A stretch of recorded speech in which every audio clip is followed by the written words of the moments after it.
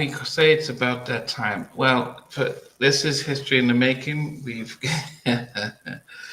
on the R&B podcast, and it is good that we can all make it today. How is everyone doing this fine evening or afternoon or day? Good evening, all. Good to Okay. be back. I'm excited to get into the battle today. How y'all doing? Yeah, Yeah. I'm excited too. Yes. I wonder if we are. I mean, we before we into music news and stuff. What did you guys make? I would be honest. I did not think Jagged Edge was going to out beat 112. I was shocked that Jagged Edge is as popular as that. Um, but hey, we are. I mean, I know Lorena, you would better that Jagged Edge was going to be in this top 10. But Stevie, were you surprised that they beat 112? I Nope. was. I was shocked. Not at all. Yeah, but 112 had the hits. Yeah. Jagged Edge has the longevity. They've got the catalog, and they've been steady. But I the 112 were the more mainstream, and they had the bigger hits. So I was shocked that people. I mean, it was 2-1 that people preferred Jagged Edge. I think what you're forgetting is Jagged Edge were the last male vocal group of the 90s. They came out about 1999, and they moved very well into the early 2000s. Obviously, they had Sony, they had Jermaine Dupri behind them, So Def. They had a very strong run of albums, you know, some good club hits, some good ballads, radio ballads, you know. 112 were the same, Dru Hill were the same. But I think Jagged Edge just took that baton out of the 90s very well into the 2000s. We can discuss more on that anyway. Yeah. I mean, Lorena, you're a massive Jagged Edge fan. Why did you pick? Why did you think that they were actually going to be a lot more popular? Well, I was surprised that it was Dru Hill versus Jagged Edge. I thought it was going to be 112 versus Jagged Edge because they're usually put like against each other. But I feel like Jagged Edge has been consistent with the music, and I feel like they have a lot of like diehard fans. But even though maybe like some of their later music isn't as mainstream as it was before, um, I just feel like they still have a very solid fan base. Yeah. What about you, Day? I was shocked because but she made a great point that I didn't know that people put 112 and Jagged Edge together. But now, when you listen to the discography of Dru Hill, you're like, can 112, handle this or what? But I was definitely shocked because when I think of Dru Hill, in like mainstream guy groups of like the 90s, I think of like Dru Hill, 112, Jodeci, like in the later 90s, and Stevie just mentioned that Jagged Edge came out like 1999. It's 97 actually. Their first album came out. Yeah, Okay. I'm just looking. Yeah. But yeah, I'm still shocked though. But I'm happy Dru Hill made the cut. Yeah. Stevie, I mean, as I said, I mean, and Mike, welcome. I would say that, like with Dru Hill, 112 had the hits, the records that were pumping over. Well, and say I can only talk about listening to them 97. So I was in the Midwest, and then I moved to LA. So on those radio stations, 112 were probably a lot more prominent, and even on MTV, BET. But Dru Hill has Jagged Edge 10 albums. 10 albums. I mean, I think they just released their 11th one. Sorry, 11 albums, which was I think a year ago. No, this year. This year, so they've released 11 albums. So that's some serious catalog. Dru Hill, on the other hand, they only did 2 albums as the original Kuru. They did a third one with I think it was a Scholar joining them, and then they did a fourth one that was that Woody wasn't there. So it and then their sound changed after their second two albums. So it was almost like the label didn't back them. So, but they got enough big hits that I think if you think mainstream, if you're doing a poll, most people will know Dru Hill, maybe because of Cisco, than Jagged Edge. I almost compare them to like the second version, the second grade of Boyz II Men and Jodeci. You know, Jodeci were the more the community, everyone loved Jodeci, but Boyz II Men made, had the bigger ballads and records that kind of crossed over. I just thought that the first album, I just thought they were Jodeci imposters. That's what this. I mean, the first album, it's a good album. It's a solid album, but it's very Jodeci sounding. And then after that, they just felt very gimmicky to me. I don't know, is it just me who thinks that? They just felt like a gimmick. Cisco became a caricature of himself with his hairdo and his dance moves and everything. But after the first album, I think the second album, they tried to go really big. But the albums just seem to fall off the edge of a cliff for me. They really do.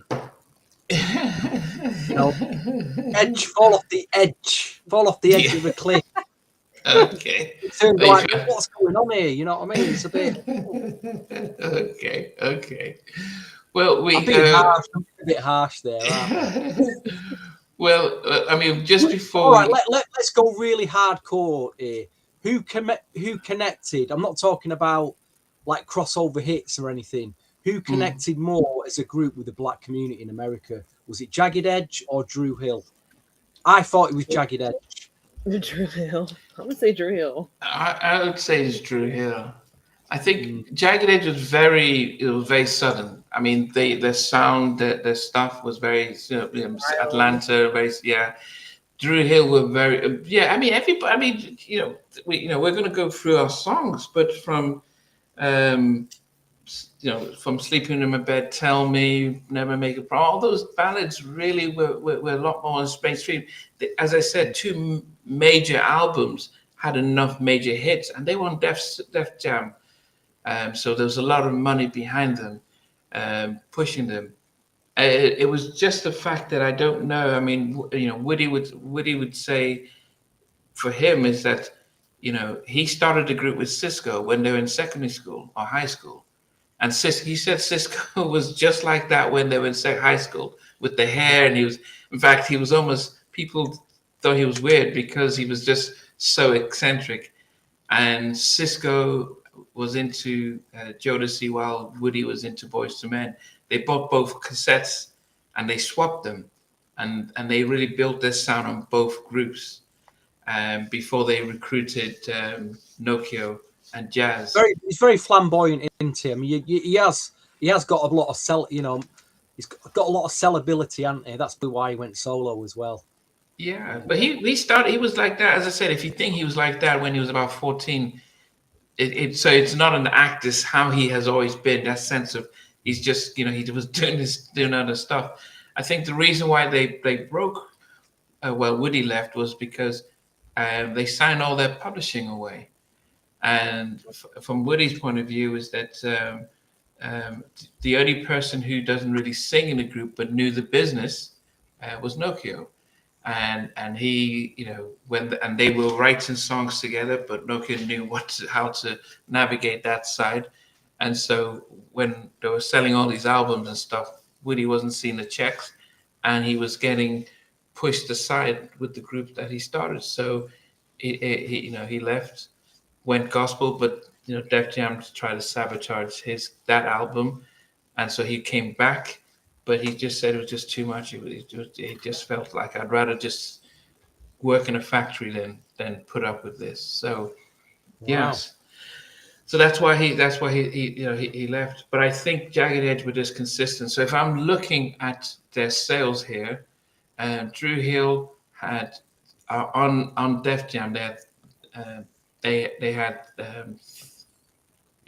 3 albums on Def Jam.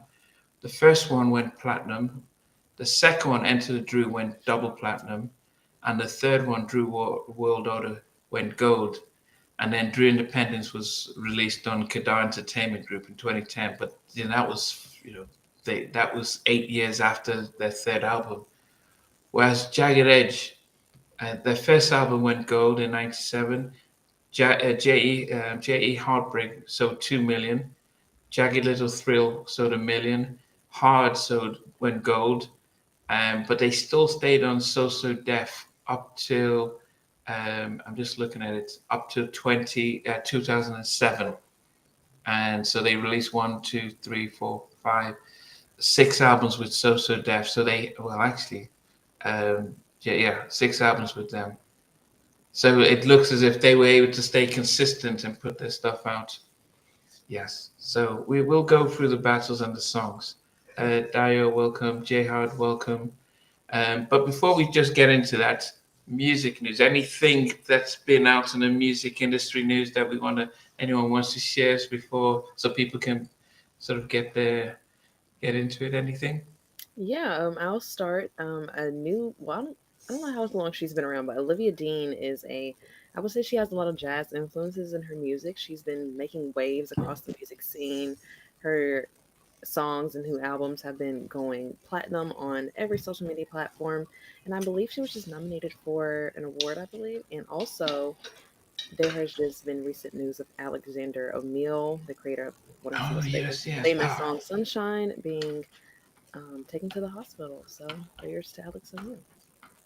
Yeah, goodness. I mean, I think Stevie, he used to come to England quite a bit, performing in little venues, but he's been living in Manchester, my home city, for years. Okay, but he's had troubles with his health for quite a long time now. You know, extensive drug use, just age-related health issues. Sad, his voice is gone. He's living on past memories. I think he did his last tour. Was it last year? It was like the final goodbye. It's just so really sad. Listen, we just hope he makes a recovery and gets out of hospital. That's all we can say on that. Yeah, he's got a very, very supportive wife who has been supporting him and the elements of business and touring and his health. And so, if not, I mean, if you've seen his own song, he was open about his drug use and everything, but no one can take away that he was so classic, and he's quite popular, as I said, over here. Yes. Anyway, Ade, you've been busy. I believe you've been making the new Ted 3 movie or something, haven't you? Ted 3 comedy movie. What's going on? What's been going on? Where have you been? You left us. Hanging. Now you're back. No, Mike. I remember talking to Namdi. I was like, Namdi, I just really need a job right now. So I ended up getting about 2-3 of them and just trying to save, to move out, of course. And I recently did a TED Talk on African American music history, which I really had fun doing, and of course doing my favorite thing, preserving artists' legacies and giving artists their flowers. And yeah, just been very, very busy. Wow. But I'm back. Yeah. What about you, Lorraine? You're always on the pulse with new music. Have you got any recommendations for us? Oh, there is a song that I really enjoyed that came out. I don't know if I could pronounce his name properly. Ooh. I think it's El Mean. Oh, really yeah, I know what you're talking about. Yeah, he has a song that so the latest song he came out with was Cry Against the Wind. It's a really good song if you guys want to check it out. He spells his name Elmiene. Really good artist. I got that sent actually to my mailbox on Friday, and I didn't listen to it, so I need to check that out. Have you heard of this rather crazy artist? Is that Ghostface Killer's son? Yeah, Infinite Cold. It's be careful what I say, because we don't want to get bandingoed by YouTube. But it's definitely she, whatever you want to put that in, he, she. Fantastic rapper, really good rapper. The album covers, it's like something that's a lot of these new female artists. Why do they all look like they're coming out of a horror movie, like FK Twigs? And they look like they're in a horror movie, don't they? I don't get it. But there's a track on here called Dad and I, talks about the issues with his dad and how his dad has abandoned him. But it's done in a very mid-90s hip-hop song, New Jack production way. It'll surprise a lot of you. I was like, whoa, this is really good. And sing, can really rap. The opening track, it's very dance, it's a good beat, good percussion, but very potty mouth, but the rapping's really strong. Olivia Dean, though, you're right. Olivia Dean's songwriting is unbelievable. You know, you can relate back to Sade and some of the Tracy Chapman. She'll go along them lines. I think her album, well, this particular album, I think will stand the test of time. It'll be selling in about 30 years' time, the vinyls for like hundreds and hundreds of pounds soon if you don't grab one now. Mm-hmm. So I would grab an album now, get the vinyl and just keep it, not play it. It'll be worth money soon. Okay. And Joseph, what's up? And last exit to Brooklyn. And yes, Joseph was right. Christopher Williams, a day you saw him in Nashville. How was he? How did he sound? Oh, yes. He was really good. He sounds the same. Like he has that voice has been kept intact. He's moving across the stage. Nice. You know, his outfits were really nice. He spoke about his upcoming project, which is like a spin-off from his character in New Jack City, which I'm very excited to see.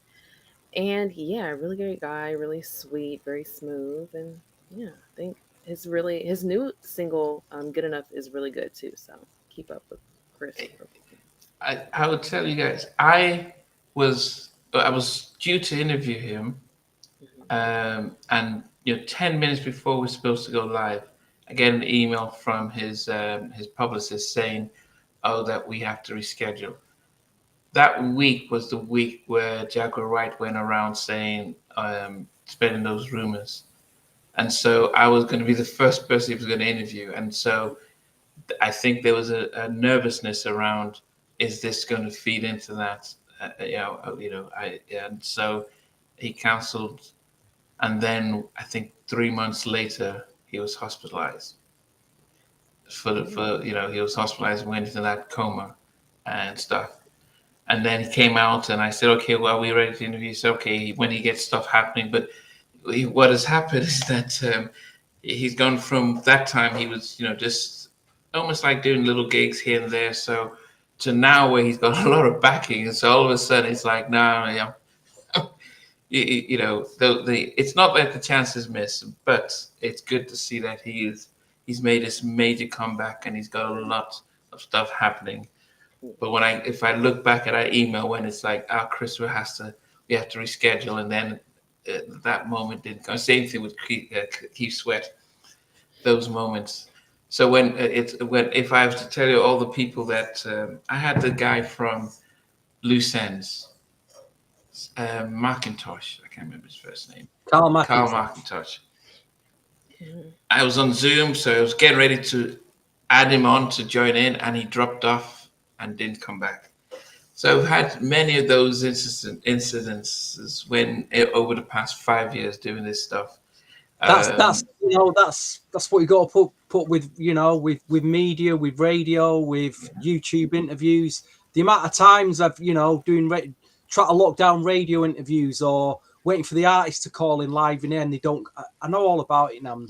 Yeah, so you don't call and you're left hanging, and the listeners are like, you've just told the listeners, building them up to this interview, and then they don't bother calling in. You look a complete idiot. You're live on air, so I get it even worse, mate. So I know how you feel. So yeah, but I do wish Christopher well and Uptown Forever and stuff. All right. What's that guy called who used to do Video Soul? And Donnie Simpson. Yeah, until you reach the status of Donnie Simpson, mate, which you're nearly there now. You're about 75% there, mate. Once you reach the status, mate, you won't be getting any knockbacks. Don't worry. I think that's my wow moment, sitting down interviewing Donnie Simpson, and just listening to the guy just talk about all the stuff. So yeah, and it's glad to see he's back. But anyway, Jagged Edge, Dru Hill. I will say I listened to I think maybe listen to all their albums, all of Dru Hill's, their 4 albums. I think I listened to 8 of Jagged Edge's albums over the past week. Wow. Driving. Must So be I mean, great. I didn't just get the hits and just say, let me just the best of and just listen to the hits. I went through and listened to the albums, and I must say that it was harder listening to Jagged Edge because it felt like they had a pocket and how they sang, and things were similar, and it was a lot of don't worry, Alice. She's not. He shouldn't treat you badly. I'm there for you, and it was very much that. And then I think with Dru Hill, there's a variance in their production, variance in their style of music. So it was easier. So when I'm driving to work in rush hour, it was easier to sort of move in between the Dru Hill songs. But I think Jagged Edge were just like that and like that. So, but because they've got so many albums and songs, it was easier to say, okay, I can pick stuff. But it was scattered. While Dru Hill concentrated on just 2 albums, their big tracks. Yes, and I think vocally, I think Dru Hill, the variety of Cisco, Jazz, and Woody taking different parts of the song, it was a little bit more. I felt a little bit more engaging. Did any of you have any other? It's just looking at me almost as if I was going to say something bad about her, Jagged Edge. No. I don't even know Jagged Edge had that many albums. This is new. Wow. Are they on Apple Music? Because that's what I use to listen to these albums. Are all 11 of them on Apple Music? Oh. Yeah, I downloaded. I downloaded a while back all of their albums. Let me even see. How many I've got on my. Because I think that's I've got 11 albums here. No, was it? Well, 2 of them. I've got 9 albums here, and 2 of them are greatest hits. Remedy, the Baby Making Project, Jagged Edge, Hard, Jagged Little Thrill, J.E. Heartbreak, the Jagged Era. Yeah, so it was a lot of Jagged Edge to listen to. And Dru Hill was just their first 2. A third one was okay. Yes. Wow. And Max says the same with 112. Once you heard, he says once you've heard on Jagged Edge song, you've heard them all. So that's what one says. Yes. But anyway, so I put my top 12, so 6 from each group. I put them in a top 12, but I did have 4 honorable mentions from each. So in a way that I could just say, here's my top 10 Jagged Edge, here's my top 10 Dru Hill at the end of everything. Benson, how you doing? Good evening, sir. All right. So let me go into my list and see. Okay, anything else today just before I start you? So with the list, are we doing our top 12, from each one, or are we doing 6 and 6? Yeah, so it would be 6 from both groups, and then we're going to put them in order, which would be from 12 down to 1. Okay. Yes. Now, I will also say that there were 2 remixes, Let's Get Married and In My Bed. And I counted them as one song because I didn't feel it to be fair to just say, put the remixes as 2 separate songs. So I just counted them as just one song. But I didn't know we could do that. Oh well, it would be unfair to say the remix of "Let's Get Married" and then you put in the ballad version of it. No, you could put anyone. Okay, I get it. I didn't just want to put them both in because I just felt like, well, let's be fair. Like if I like the up tempo one more, I would have put that higher if I wanted the ballad. But just before we start, I just wanted to show that I did a poll yesterday just to find out what the community thought about Jagged Edge and 112, and as of now, 1,600 people voted, and they all thought 67% thought Dru Hill were the bigger group. What about the initial poll that you put out though, with all three groups? No, the initial poll.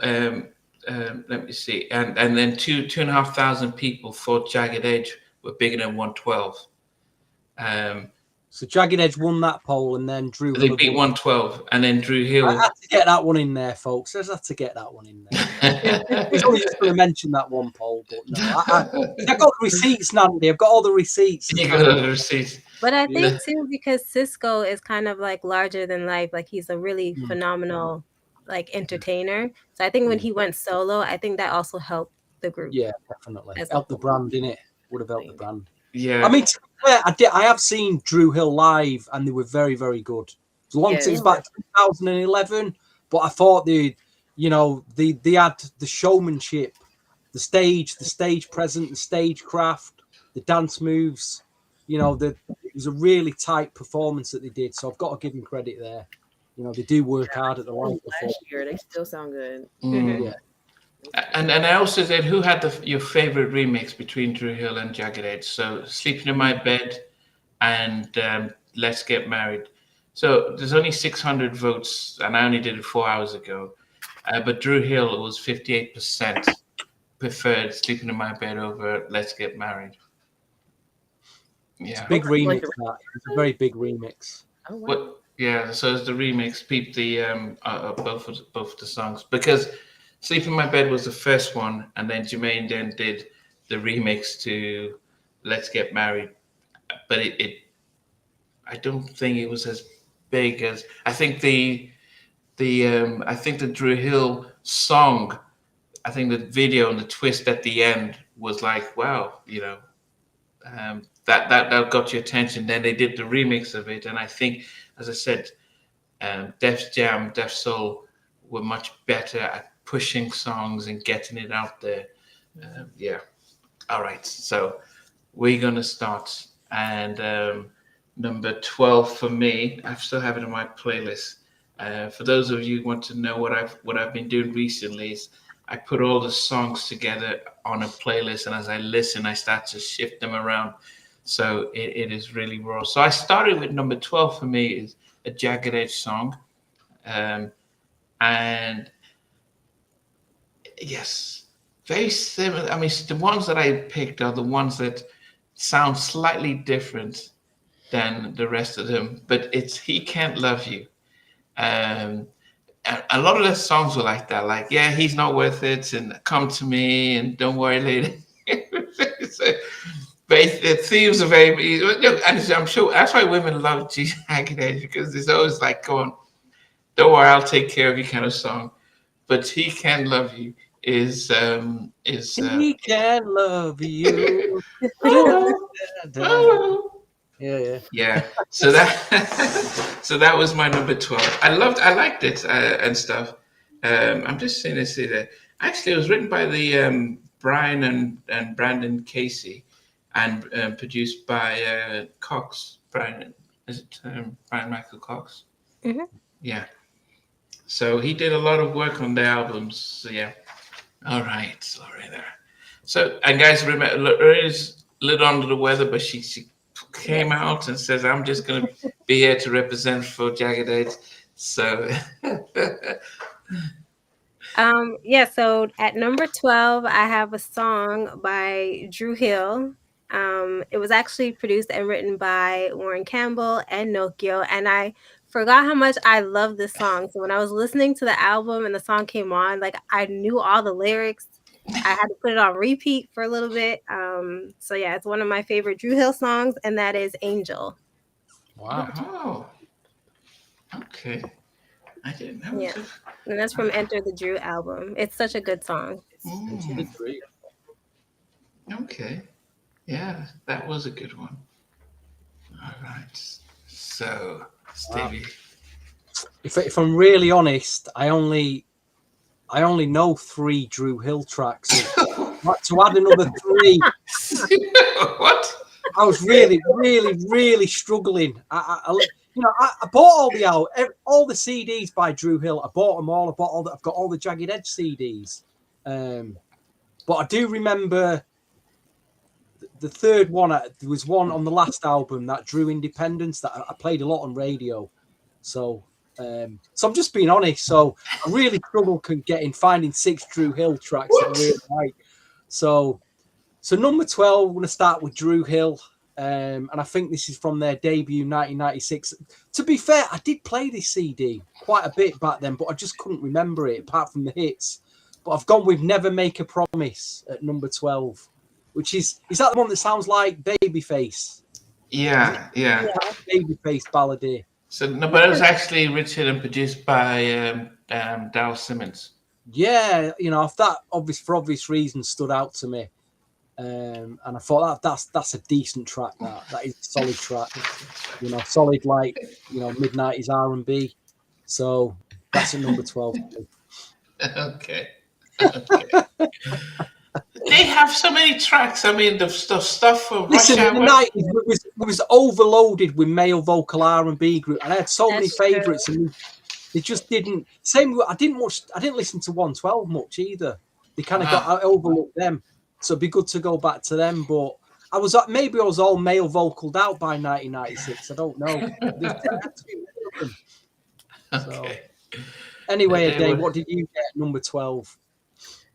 I have number 12, "Healing" from Jagged Edge from their J.E. Heartbreak album. Wow, interesting. That didn't make my list. I don't think I'm okay. Yeah, I got a feeling our lists are all going to be all over the place. Yeah. Just for the sheer number of songs and stuff. Well, I'm expecting everybody to have the same couple of Dru Hill tracks that I've got in mind that I know. I think I'd be stunned if we don't have them in our charts, but let's see anyway. And the Jagged Edge, I think it's going to be all over the place, this one. Yeah. Well, so my second track is so it looks as if Brandon and Brian did most of the writing for a lot of their hits, and even though Jermaine and Brian Michael Cox did the production on their tracks, but it's amazing that the twins wrote a lot of their tracks. But my number 11 is Jagged Edge. Baby, I promise. I promise.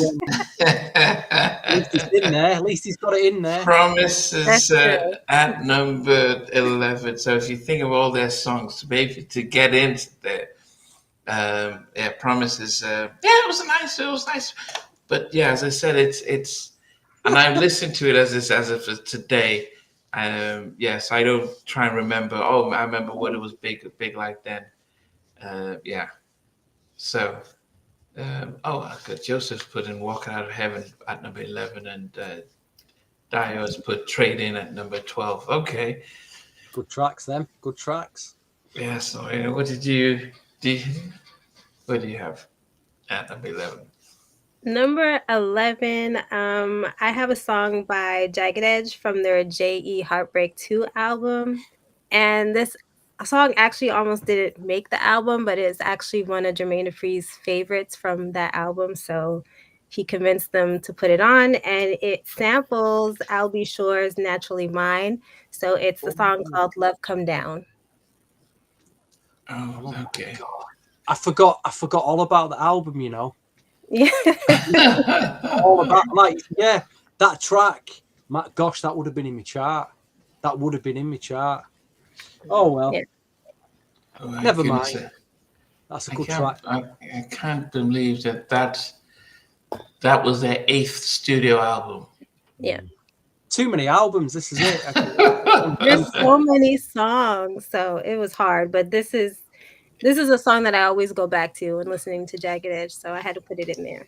Wow, great pick. Great pick. Goodness. Wow. Okay, Stevie.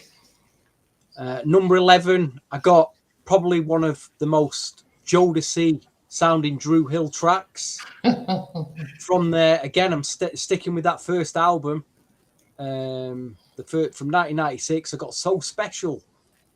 It's got a very Jodeci, yeah. like Devontae. What was the other guys that they were? It might have been produced by the other guy. I forgot his name. The DJ was here. He'd tell me, but it's got that that real deep cut R&B feel to it. But yeah, So Special from Dru Hill makes my number 11. Yeah, let me see. Yeah, because they you It was like something off Jodeci's second album on the ballads, that kind of style. So production was by Del Person, who That's did the one. That's the one. That's why Del Person. So he did Feel It. He did a lot of the Diary of a Madman. What's the Hotel and After Party? He did a lot of that. Guitar and everything. So I think he also did for the Whitehead Brothers 187 as well. So he didn't. Well, Kenny did the production, but he added to it. So that's why it has that sort of Jodeci sound as well. So yes, I was listening to that and I was saying this was, if you were thinking about the Jodeci ripoff, that was as close as you can get. But they didn't release it as a single, so that was a smart move. All right, today. For my number 11, I have "Can I Get With You," Jagged Edge from their J.E. Heartbreak album. Yes. It's got the Michael McDonald sample in it. Can I get with you? It sounds much like what Steve is singing. So if you're like thinking like, well, I don't, okay, yeah, don't worry. He's always singing off tune. But a man with so much knowledge about music, when he comes to singing, I'm just tone deaf. I mean, actually, this afternoon I've been practicing. Fabio Jackson on IG, the fake MJ. I've been practicing his audition for the Michael Jackson. You know when he does this, when he sings Butterflies and he's going, all you got to do is answer my call. I've been practicing that all day. Yeah, Fabio Jackson's audition. He's on TMZ now. He's goodness, fake Michael's already. Is answer my call. He sounds as bad as me. He really does. Oh goodness. Okay. Top 10 now. So number 10 for me is who did this one? Because I always like to see Darryl Simmons again did the writing and production like this, and Woody said that he had the best popcorn, and Darryl says yes that he in his studio he had this amazing popcorn machine, and so people remember when you work with Darryl Simmons, you eat some amazing popcorn. But it is their own version of Promise, and it's Never Make a Promise. I just thought it was, and I think this is what I said, is that they diversified their sounds enough to be able to showcase their vocals. And I think sometimes if you have a safe formula like with with Jagged Edge having Jermaine Dupri, Brian Michael Cox doing 90% of the production, you will then. They can run out of ideas. It'll be the same. But if they had gone different sounds, I think it would have helped them move. But Never Make a Promise, written by Darryl Simmons. Wow. 10. I thought you'd have had that a lot higher up, Namdi, I'll be honest. Well, yeah. If it was just a Dru Hill sort of battle, it would have been a little bit higher. But because there's some other ones that I put up here. Yeah. Okay. What did you have as your number 10? Number 10, I have another Jagged Edge track. It's one of their more popular songs. It's He Can't Love You from the Heartbreak. I had that as a number. Oh, did I put it there? Yeah, I did. Yeah, you had that one as well. I think you had it at 12. At 12, so not too bad. Okay. I thought that would have been higher up.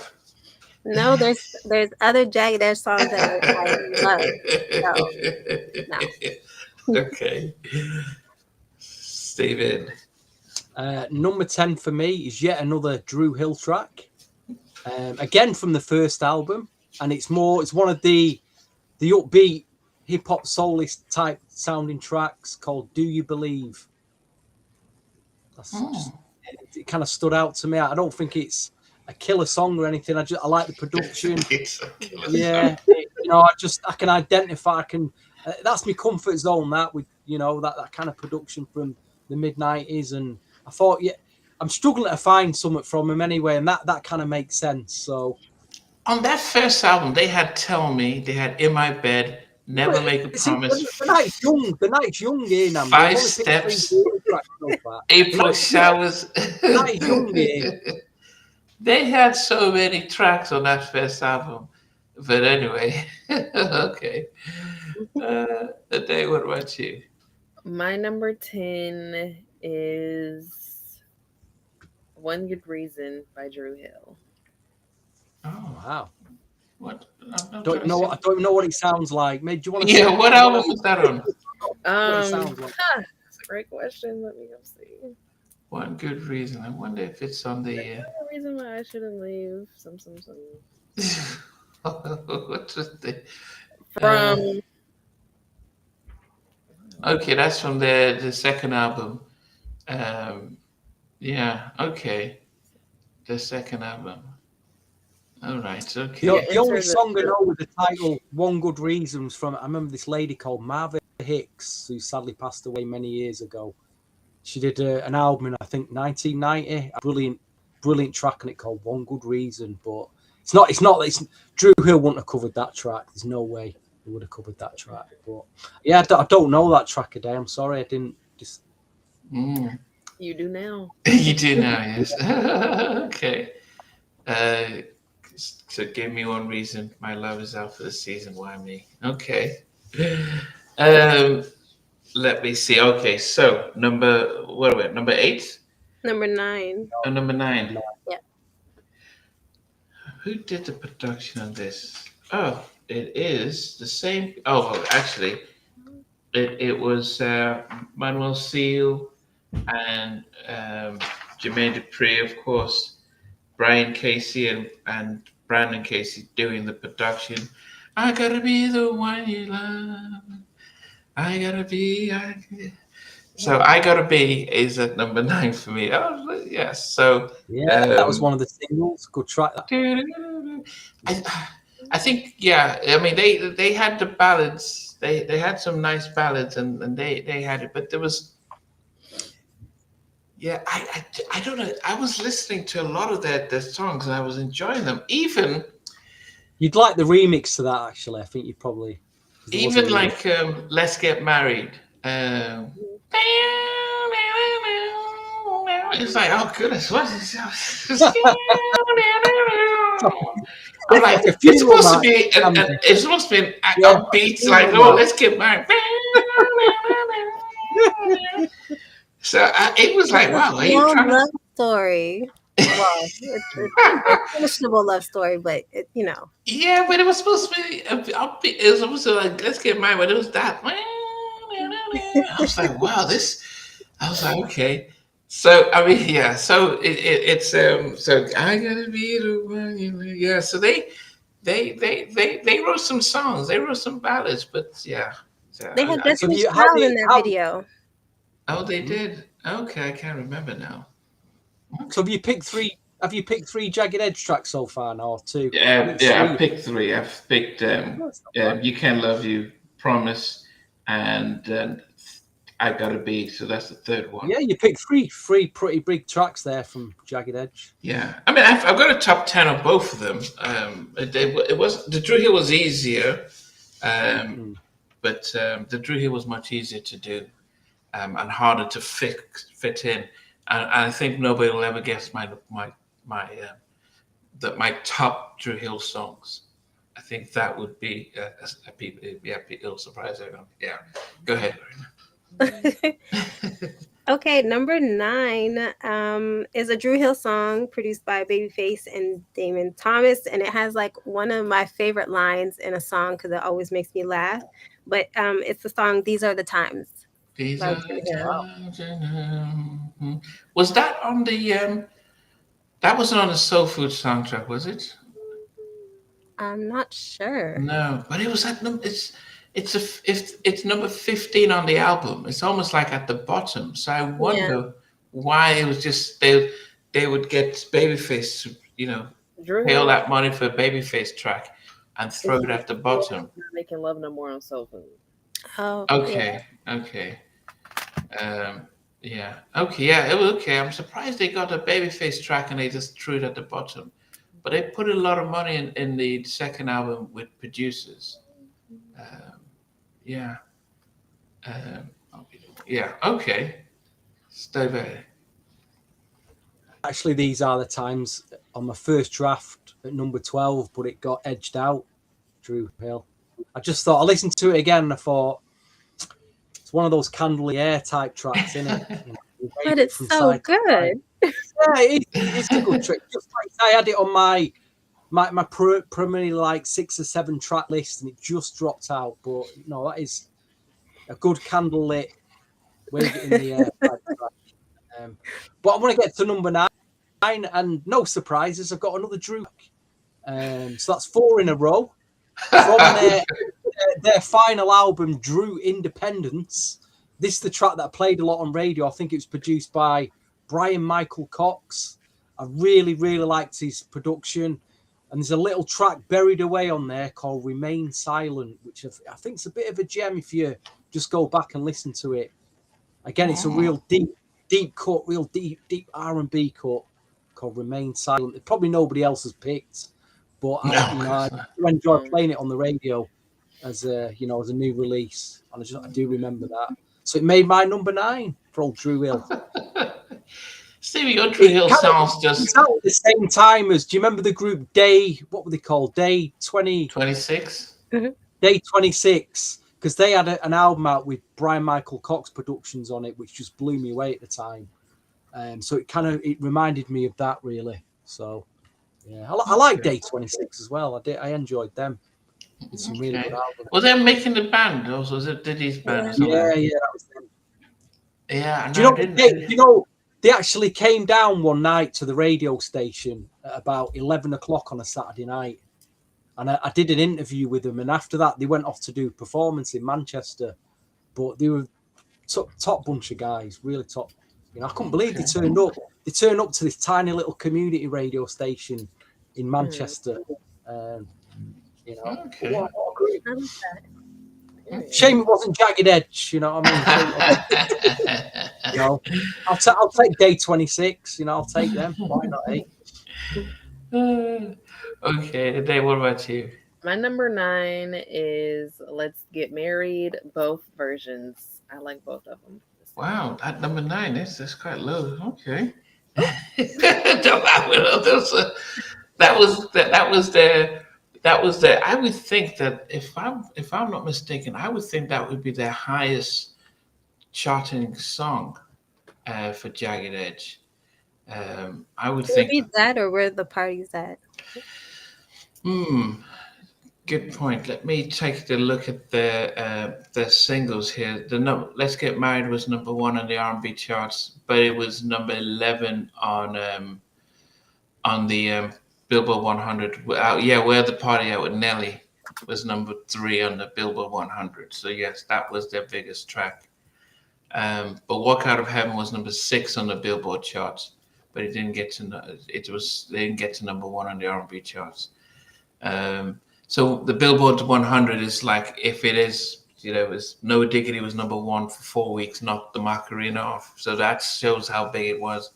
But yeah, Where Did Party At? Nelly was Nelly was massive. So you almost think, when I remember that song, I used to think, I thought it was a Nelly track. I think Nelly, because he was more prominent in the stuff I felt. But anyway, it was a track. All right.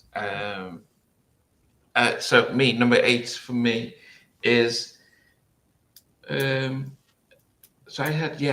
this was number 8. I think this is another, it's strange that I'm picking a lot of songs by Dal Simmons, but I want to be 100% sure that he is the one that did this one. It's not on my list here. Well, it is from this second album, and it was, let me see if it's here. No, I can't see it here. Just want to check. Maybe it's from their first album then, but it's from their debut album. And let me see. I can't even find it. But anyway, maybe it's from the Soul Food soundtrack. But it is "We're Not Making Love No More." I think the only thing I didn't like about is when Cisco puts his name in it, But I loved how they vocally are on the track. Always freezing on. Oh, what? Who's freezing? Was I freezing? Did I freeze? Who froze? Was it me? Okay, freezing? am I not back? No, I just got a. Yeah.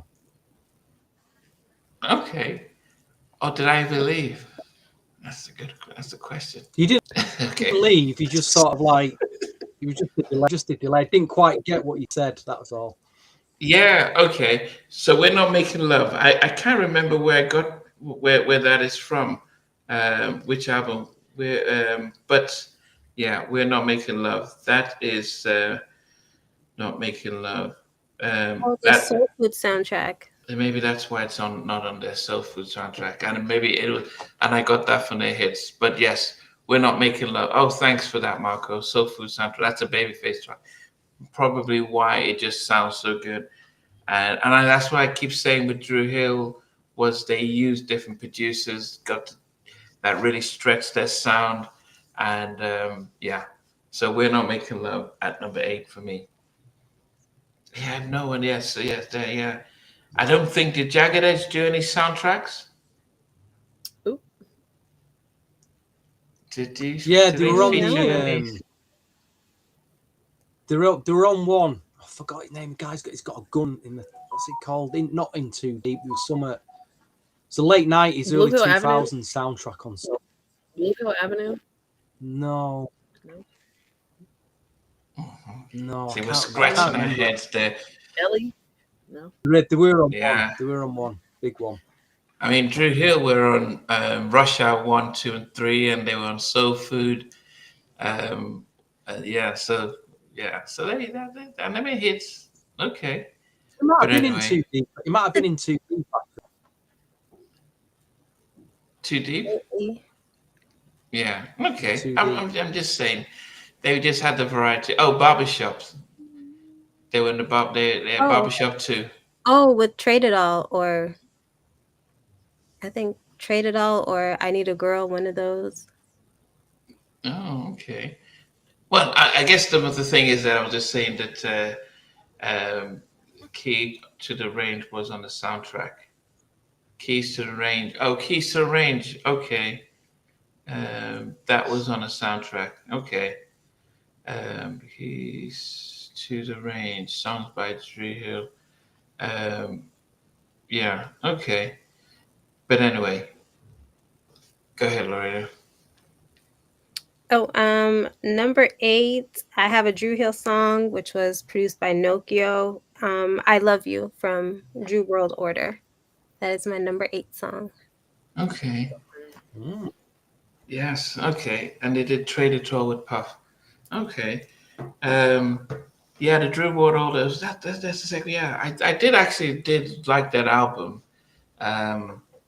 I think the challenge I had is I couldn't tell who was singing all the parts because there were 5 of them. I don't understand, why would you go from 4 to 5 and share the money from 25% to 20%? And I didn't understand that whole thing. All right, Stevie. I just remembered something actually when I was talking about that Day 21 interview. They were in. I'm talking about, I talked before about people who don't show up for interviews. So that Saturday night I did Day 21, and the next day I was on air again on Sunday afternoon, and we had Jay Holiday coming down because Day 26 and Jay Holiday and another act were all performing in Manchester that night. So I've got all my notes prepared, and I've listened to all the Jay Holiday albums. I'm live on air. The station manager says, "Be here in 20 minutes. Jay Holiday will be here in 20 minutes." So 20 minutes comes, door opens, 4 guys walk in. and they all sit down and they're all mic'd up. And I went, where's Jay Holiday? And they went, he's not turned up. And I went, who are these guys then? This is Pretty Ricky. And I'm like, what, Pretty Ricky? And I never even listened to her, but I think I knew on the hotline or so. And I'm like, I've got her interview, Pretty Ricky. What do you do? It was probably one of the worst interviews I've ever done. I think I gave him 10 minutes. I didn't know what to ask him. I ended up asking him, like, what do you, the lyrics were very, very potty mouthed, very, and I asked him about, the lyrics in the songs are a bit, how does radio take to and all that. And I just did not know. It was terrible. But imagine that you just put on the spot and Pretty Ricky are there. And they were, they were like a bunch of clowns. They're all clowning around. I said, just get him out the studio. Let him 10 minutes and get him out. I mean, yeah. I never knew what happened to Jay Holiday, mate. I'll never know. Maybe he didn't get out of bed that morning. He mustn't have got out of bed. In fact, one of his tracks, something in the bed or something, I remember. Take You to Bed. Oh, was it? Yeah, that was one of his tracks on it as well. Maybe he didn't get out of bed that morning. But anyway, what we on now? We're on, I forgot there, I digress, and we're on number 8. Number 8. Number 8. Finally, I've got a Jagged Edge track to talk about. And I've done. Is it on the? I can't. It's not on J Heartbreak, is it? It's not on Jagged Little. I think it's. Is it on the Hard album? Walked Out of Heaven. Walked Out of Heaven. Yeah, that. Walked Out. Yeah. So don't rely on Stevie to try and remember the track.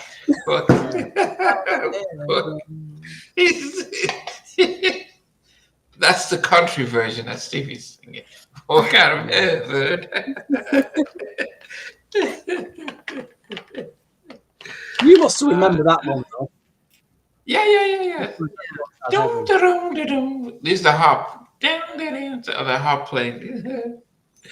Go ahead, Dave. Did you answer Zico's question? Was that the Levert's Big Throwdown? This is the Big Throwdown.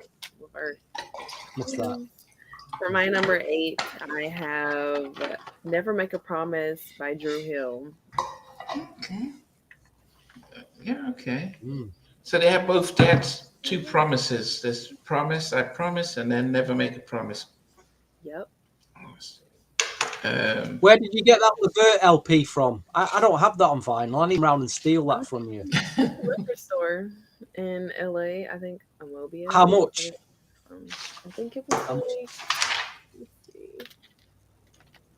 It's 7. It was the record parlor in LA it's $7.98. Oh, that's a good price. That $8. That's about what? It's about £6 that in the UK, Namdi. Good price. $7.98, yeah, about £6. Yeah, I've not seen that album on my shameless plug for my Vinyl Search YouTube video channel. Yeah, I've not seen that yet. I'll be highly anticipating that one.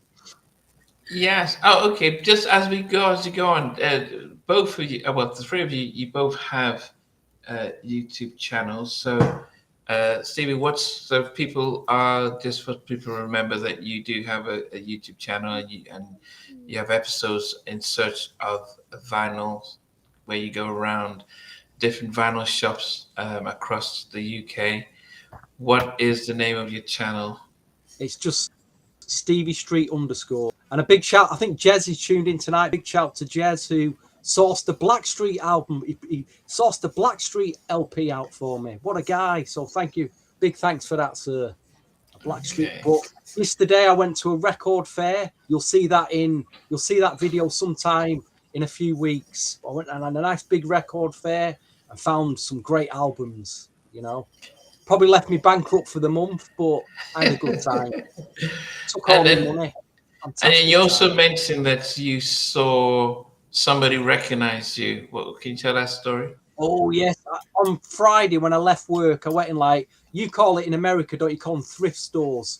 Over here they call them charity shops. So I'm in this charity shop looking through some old vinyl and some really old bloke. And I shouldn't say old bloke because I'm old myself. Me and Andy are getting on now. But he's older than me anyway. Say that. He comes up and are you Steve? I went, yeah, I recognise you. I've been watching your videos. I thought, wow, I'm becoming YouTube famous. I've been watching your... Do you know what he said to me? He said, I can't stand all that rubbish you buy. But I said, hello. That's what he said. I don't like all that rubbish you buy, but I like your videos. So, cheers, mate. Thanks for that. Yeah. So if you guys are into vinyls and old school music and stuff like that, If you're watching, sir, thank you. Nice to meet you. I can't remember his name though. Lorraine, what about you? Your channel and what we should expect? Yes, so I have my podcast, which is Total R&B. We are on a small break, but I will be coming back December 16th with a new episode. Wow. So yeah, I'm excited. Getting my channel together because I know you guys got me together in the chat last time. So everything's coming together. But yeah, Total R&B. We're on all DSPs where you could listen to podcasts, and then we also have our YouTube channel. And you don't have a lot of focus on indie and new up and coming R&B artists across North America. Yes, so a lot of it is up and coming artists, new artists. So if you're looking to, get to know some of the new artists that are coming about across North America, definitely check out my past episodes. There's a lot of great singers that are putting out really good R&B music. So definitely check it out. And then also maybe in the new year we can all jump on your channel live, Lorraine. We can all jump on. I would love that. Yeah, talk about some new artists or something. Yes. Yeah, we'll all do that. We'll all gate crash. But you've also started doing polls, daily polls. How are you finding that? It's fun just to see everyone's reactions. A lot of times, like if they don't like the choices in the poll, they put their own. But it's really cool to see what people like and their opinions and how they come up with like the reason that they chose whoever was in the poll or to answer the question. So it's been really fun. I like it. Yeah, and I know Mac is because he loves a poll, and so I've seen him. Yes, and I look forward to it because he always like breaks down his response. So I always look forward to like seeing what his answer is and his breakdown, how his mind works to get there. Yeah, yeah. So I am actually because who is that? Virgo Forever said to put the. I put Total R&B Podcast first, and I put Stevie. Ade, what about your channel and what can we expect? We got there. My channel is Addie's Diary on YouTube and TikTok, and then on Instagram, it's also Addie's Diary, but my entertainment page on Instagram is my name, Ade Lane. I would say I'm more active on TikTok and Instagram than I am YouTube, because YouTube is like where I do the interviews. But speaking of people noticing us, y'all, Christopher Williams knew who I was. Oh, wow. He knew who I was. Wow. Yeah, that was insane. And thank you. Did he call you out? Did he at the show or? It was when I was meeting him. I was like, hey, I just did a TED Talk and I didn't mention you. He's like, wait, you're the girl from Instagram. I love your page. Thank you. Thank you. You never know who's watching. Literally. Yes. So I've put the 3 pages, both Stevie Street, Total R&B, and Ade's Diary on YouTube. But I'm sure if you go, you can also connect to the 3 of them on IG and TikTok as well. All right. I've now forgotten where we were. Who was 7? next? Number 7. 7. Yes.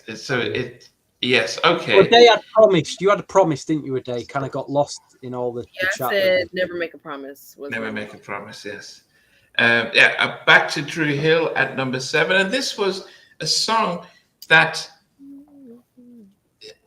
we found out one person who sang it and was taken off of it, but we didn't realize until it was mentioned, and Aaron Hall was the first person to sing on this track. But if you listen to his version, it feels as if he was trying to strangle somebody. And then they gave the song to Dave Hollister, and they said he slayed it. But business is business. They were like, you can sing it, we're going to take all the money. And he was like, yeah, no, I've already done that once, so I'm not going to do it again. And so they picked on these 4 new kids who had no idea about the music industry and got them to sing it and took out all their money. And it's Tell Me by Dru Hill. This was their first single. They flew in to audition for Hiram Hicks at Island Def Jam. And Woody said that while they were singing their own songs, Hiram Hicks was sitting back there and singing Tell Me as they were singing Tell Me. And then he just said, okay, maybe get them on the track. And he called Stanley Brown, who was mixing Dave Hollister's version of Tell Me, getting ready to put it out. And he says, nope, I'm going to send these guys that have just came from Baltimore, get them to sing it. They sang it that night, mixed it that night, and it was put out on the album. Wow. And so that's Dave Hollister. Yeah, Dave. But he'd been around the music business long enough to know Tam Lewis is the same way, that you just don't sign any contract, because what Woody says is that you get famous but broke, and that's not a good place to be, where everyone knows who you are but you have no money, So Tell Me, the ad from Dru Hill is at number 7. Wow, I thought that'd have been a bit higher up for you there, Namdi. I'll be honest. Hey, I've got some. Top six were some nice. I think I like my number 1 and 2 so much. Yeah. Wow. Tell Me should have definitely been higher. Hey, yeah. I mean, it's good to think about it. So just says Aaron Hall and Dave Hollister's version of Tell Me on YouTube. Stevie, you sent me the YouTube clip. I think Alex, my good friend Alex, was the one who posted it on his page. I'll tell you, sent me that was our friend Idris. He sent me the link to it on IG. Yeah, he said Aaron Hall originally sung it. I said I didn't know. I said he sent me the link, and then I sent it you. Yeah, I'm gonna post it in, but Alex, who is Alex is a super fan. I mean, he's the one that when I interviewed Dogchild, he had questions that Rodney says, how did he know about that? It's like, who sang the demo? Did Mike? And he's like, are you going to pull out this demo stuff? So he was the one that posted. I'm going to put the link of Aaron Hall's version of Tell Me on here soon. But anyway, Lorena, go ahead with number 7. Number 7, we are back to Jagged Edge. It's a song from their album Jagged Little Thrill. It's one of my favorite Jagged Edge songs, which is Remedy, which was also produced by Brian Michael Hawks and written by Brandon and Brian Casey. Wow, that's a good choice, that. You like that album, don't you? Jagged Little Thrill. That is my favorite Jagged Edge album. Jagged Little Thrill. Honestly, I could pick like 6 songs from that album that I think are just amazing. But yeah, you did tell me that when I was saying that, man, I was falling asleep, and you said, "Yeah, but go into this album, check it out." I was like, "Okay, I'll give it a try." You're like, I don't think so. And I had a nice nap after listening to it. But anyway, no, okay. Let me see. Okay, Stevie. But as Stevie's doing, I am about to put the link for the Aaron Hall, and it is Alex Clark, who he knows all the ins and outs of everything. But it is there for anyone that wants to listen to it. All right, Stevie. Yeah, listen to it after the podcast. Yeah, no. Anyway, number 7 for me is my second Jagged Edge track of the evening, and it's Promise at number 7. The promise, I Baby, I promise. promise.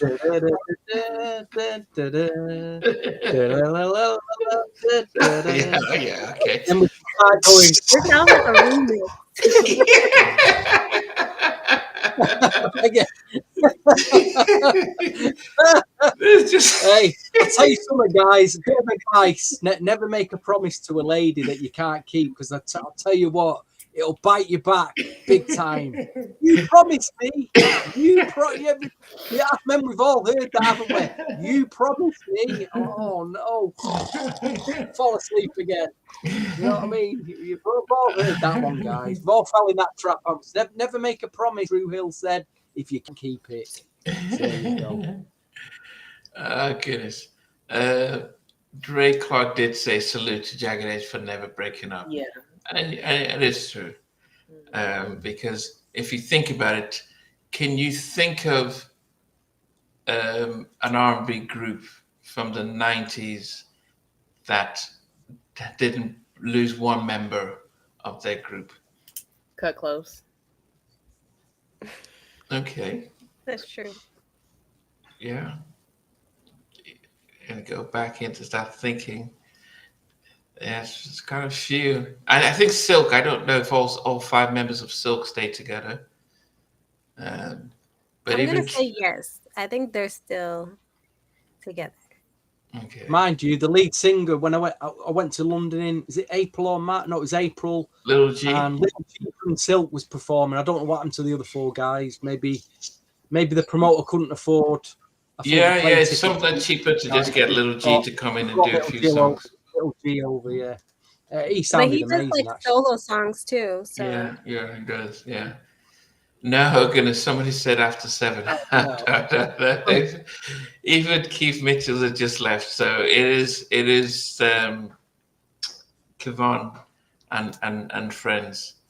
SWV, good shout outs. They did promise that they'll never bring in a change and stuff like that. But it's very few, so it's not to say, but especially male groups. So you think about Blackstreet, Guy 2.0, Guy 2.3. If you think about them, think about 112. A lot of them, B2K, or either they break up, one person goes solo, or they could come back. But just to be like what Jagged Edge is like the 4 of us started this, the 4 of us are going to continue. And none of the twins have gone to do solo stuff and left the other 2. It's like we put out the albums as a team, so that you've got to give respect to that. Yeah. Okay. Who's next? Was it me? Yes. Number 6, right? Yeah. No, 7. no 7. For 7, I have Dru Hill. We're not making love no more. Okay. We're not making love no more. Don't do it. We're not making love no more. Yes, Stevie does it. Okay. Yeah, okay. At least it's in there. The number 6. Okay. Now, as I said, top 5. What is the answer number to 7. that That was number dilemma? 7. What is the answer to the dilemma, guys? We're not making love. What do? You talk to her about it, or do you just get rid of her? I mean, which what do you do? Okay, so Wingo has another group, but he's still a bit, not that I know of, but the fact that there's still 11, 12 albums deep and they're on tour right now. I think it's with one of the guys from 112. I just don't know which one. I think it's Q. Okay. Someone else. Because Q was originally in Jagged before he got into all right, so number 6 for me is a song that I when I hear it, I think it, and maybe this is the thing, they did the track with this big artist, and I think he had just come up with Country Grammar and other things. So it is Where the Party At, featuring Nelly. Wow, number 6. I didn't think it was it's because it was different. It was as I said, it was a departure from their from their ballads, and it showed a different side to them. I wish they had given them more up-tempo tracks. I wish they had seen that and followed that formula, but they didn't, sadly.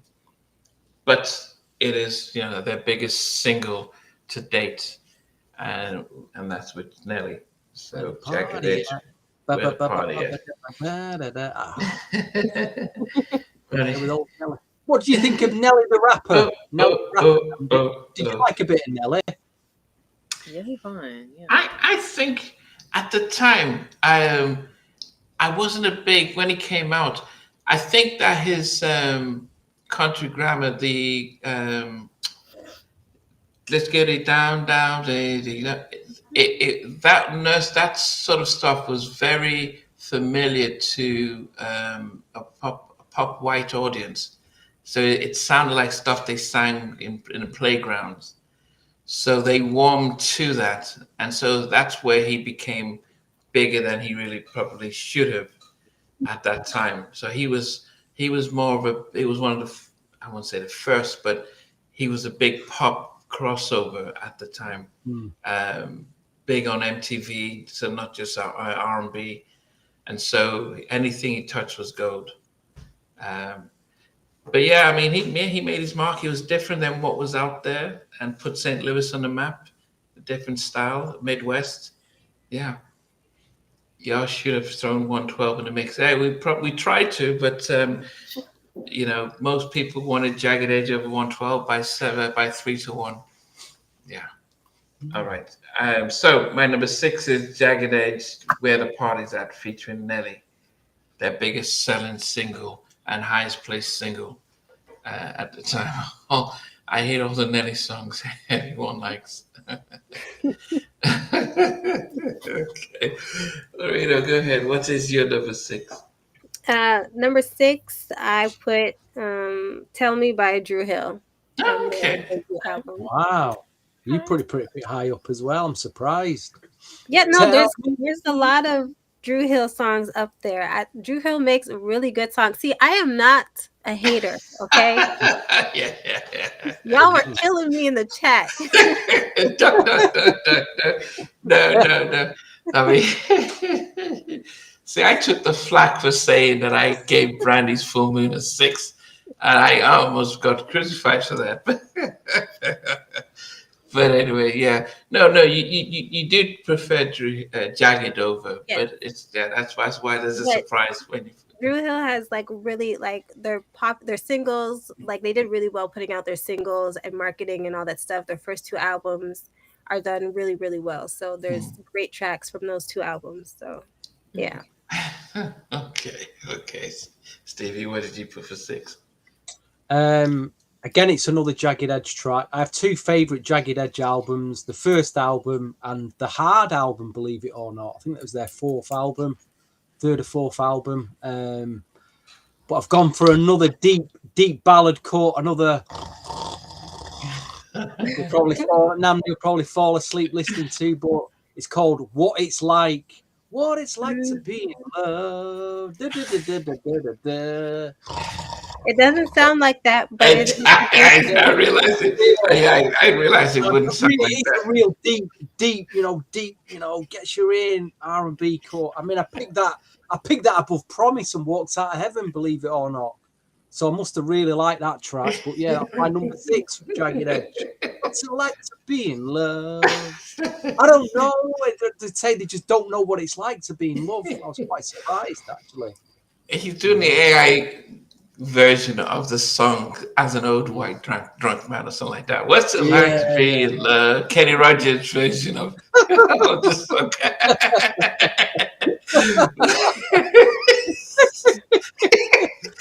Kenny Rogers sang Jagged Edge. The AI version. Yeah, the 70s country version. Yeah. Oh, goodness a day. My number 6 is Promise by Jagged Edge. Okay. Ezekiel, you damn right it doesn't sound like that. Yes, I can. Sorry, Dave. What was your number? Baby, I promise. Promise. Promise. Right, you've got Promise as well. So Promise has been picked 3 times so far. Then 3 times. Yes, maybe Lorena might. Well, we shall see. The night is still young, so it's been picked 3. So quite a big track that so far in the old charts. Okay, top 5. And because I combined both songs, I think would this be here on the back of the remix? It might be. I think it is on the back of the remix because I think the original version. I always remember when Mary came out with the My Life album, and and I was in college working night shifts at a lighting company, and you have the radio playing in the background. And then you'd hear her sing, "Go, not gonna cry," and so this song just kind of brings me back to that type of mood. And I did mention about,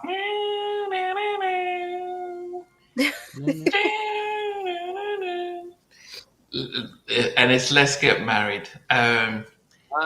As serious as it is, original or remix, Namdi? I actually do have the original in there.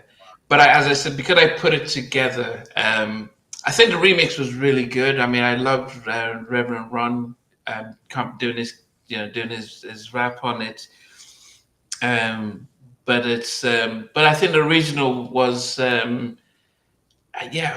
think it's only now that I'm listening to that. I'm thinking, wow, why did they slow it down? And it sounds sad instead of being a, maybe they try to get an altar walk, for the bride. As the doors open, as he comes in and he walks down the altar. Maybe it was for that. I don't know. Yeah, maybe so. But a beautiful song, beautiful delivery. As I said on my list, it's the ballad, the original version. Yes, "Let's Get Married" by Jagged Edge. It makes that number 5 for me. Wow. Oh yeah, it was Fredo Starr. That was Brandy's boyfriend out in Moesha in it.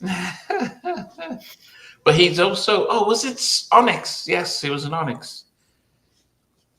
Yes. Oh, yeah. Yes, he was an Onyx. Yes. Yeah. Goodness, man, I miss the 90s. It movies, film, TV shows. You had stuff like Martin. You had the the Boys in the Hood, Don't Be a Menace. You had oh goodness, you had all the gangster movies like Menace to Society and stuff, and then you had the love stories like Jason's Lyric and Poetic Justice and what's the one the one with Nia Long and Love Jones. Love Jones. I love that. I love the whole jazz, the whole stuff, the spoken word. Goodness. I mean, that's an amazing decade. I mean, the 80s was fun. In his own way, but the 90s generally, and I was out there in the States throughout that whole time. Yes, must have been nice. Well, thank Benton's for the super chat there, Namdi. Sent you a super chat. He says he wants Randy and the Gypsies album. He's making you richer. Hey, on behalf of Namdi, I'll thank you for sending Namdi a super chat there. Benson, yes. Thank you very much, Benson, there for the super chat. Randy and the Gypsies. I wonder if somebody did tell me. Okay, and then also a day you have watched the Diddy documentary on Netflix. All 5 episodes. Don't spoil it for me. I've only seen episode 1. We can talk about episode 1 if you want. Well done. Is it well done? You said what? Is it well done? Oh, I said it's really well done. Yeah, it is. You both watched it. Yeah, I was Okay. quite surprised actually. Okay. You'll enjoy episode 1 anyway because it goes back to the Uptown days and the history of how he became P Diddy. It's very well put together. But where they got that footage from of him in his hotel room, unbelievable. How they got all that. They You know, said on that the edge. He's on the edge. He's really on the edge there, isn't he? He's like, you can tell he's like, it's not looking good for him, is it? You know? Yeah. Oh yeah, Brown Sugar was another good movie. Yeah, dude, where's my car? DJ All Day, welcome. Yeah, I think in the new year we will look at. We would do movie soundtracks, and we have to do movies and do a sort of a pop culture look back at some of the top 10 black movies that came out in the 90s, because that was definitely a different time. They don't make those kind of movies anymore. at all. Okay. Who's at number 5? Lorena, you're at number 5. Oh, number 5 will go to Jagged Edge. It's a song from their album called Hard, and the song is called Visions.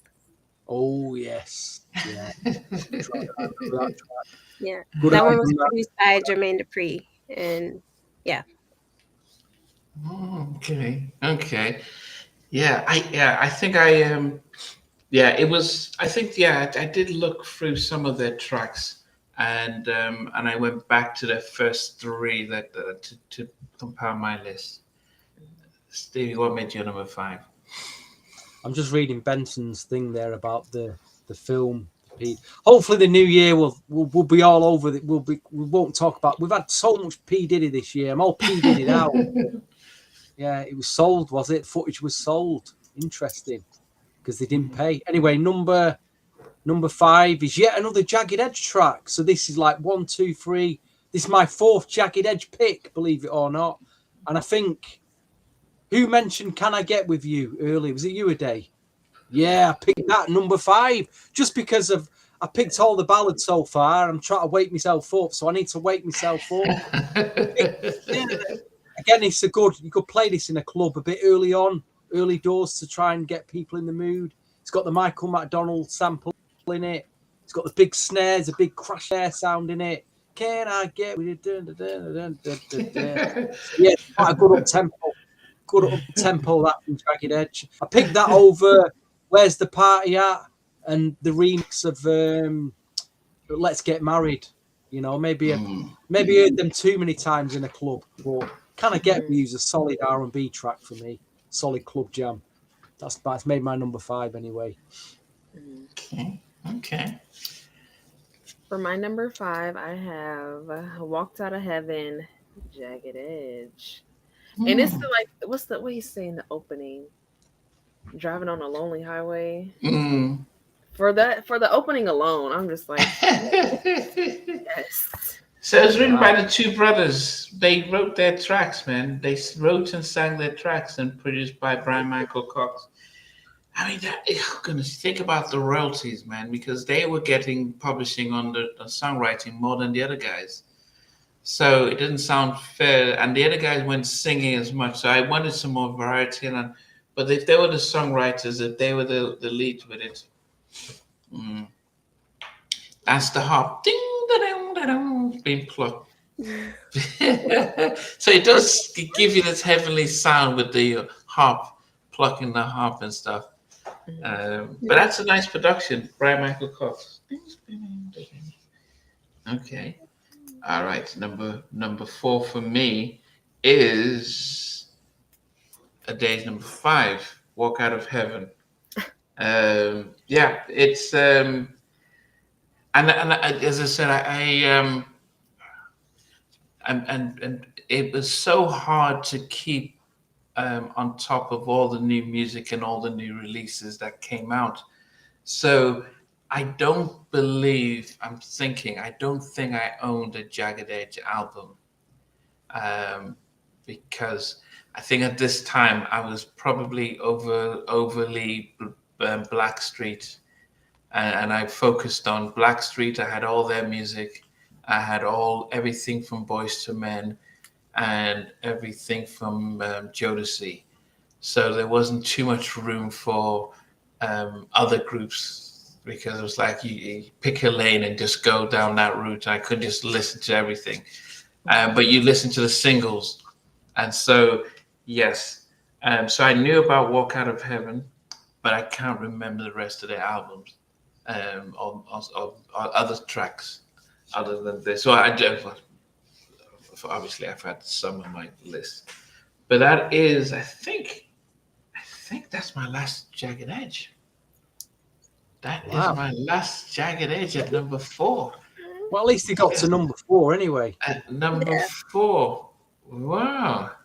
I'm surprised they made you top 5, to be quite honest, Namdi, the way you were talking about it.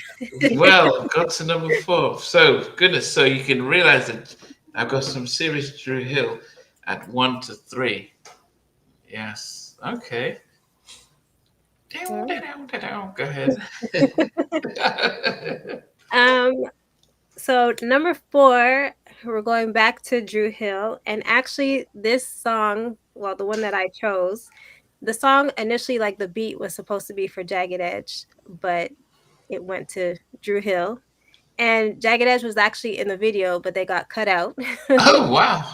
Yeah, which is In My Bed, the So Def remix. That is number big 4. mix, big mix. Okay. I didn't realize they were in the video. Well, they didn't make the final cut. They got cut out, but they were in the video. They were wearing like the same shirts as Jermaine Dupri and the Brat. They had like the So Def shirts. So yeah, they were there, but they didn't make the final cut. Okay. Yeah, I mean, listen to JD saying that. Look, he was just asked to do a remix, and he did that. And I think if you try to do something that emulated, like the Let's Get Married remix was nice, but it wasn't as good as In My Bed, because that was just, I think it was one of the first sort of up remixes of a ballad going into an up tempo like that. I mean, I'm sure there were others, but it was, one of the more prominent ones, and it really caught our attention. Yeah, big mix. Yeah, it was one of the biggest. One of the. You could put that in the top 10 remixes of the R&B in the 90s. That it's really up there. Yeah. Stevie, what about you? What did you put at number? I picked. This is my 5th Jagged Edge pick, believe it or not, at number 4. Initially, I had this at number 1, but I've moved it back to number 4. It's from Jagged Edge's first album. It's a killer track. This. Is this the best track on that first? I don't know. It's the other track as well. But I picked Ready and Willing from the first album. Ready and Willing against another track. I can't sing it. I'm sorry. I wish I could. I wish I could sing like that. Ready and Willing. It's a good flowing R&B. It's a brilliant track. Really brilliant track. I wish it'd have been a single, really.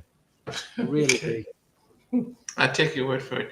Okay. Probably nobody else picked that track, which is a shame, really. But go and listen to it again. It's a great track. Okay.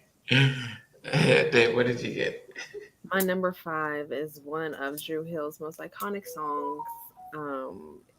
I think it's like a trend going around. If someone's kids trouble, they make them do like Dru Hill hops. And I have Tell Me for number 5. Tell me. And it's a good thing when you when somebody says, yeah, why don't you do this? And then this becomes a significant, becomes stuff that you can keep doing, just jumping up like that. Kind of like, oh my goodness, it's tiring. But yeah, all right. Top 3. So number 3, we've already spoken about the battle of the remixes and stuff like that. And as of this moment in time, just taking a look at the poll to see where we are, how many people have voted and what they have put it at. So at this moment in time, we have 760 people who have voted, and 58% preferred the Sleeping in My Bed remix to by Dru Hill, and I think the original version in itself was let me try and see was massive, because they did the sort of the big twist in a music video, and that was the one that at the time, and I think it's strange now when you're thinking about where we are now. At the time, that was a massive, like, what's going on here? What's happening? Probably won't make it. People won't even notice it now. But it was produced by Dal Simmons. Written by, I don't know who Raphael Brown is and Ralph Stacey, but Dal Simmons did the co-writing and production on that, and so that was massive hit and stuff, because in the video she was looking at somebody else, another guy. So when she was with Cisco, she's like checking out this other guy, and they were almost giving themselves the eye. But then you get home at the end, it's a woman in the room. But then they do the remix, and it just came from nowhere, and it was like, oh my goodness, what is this?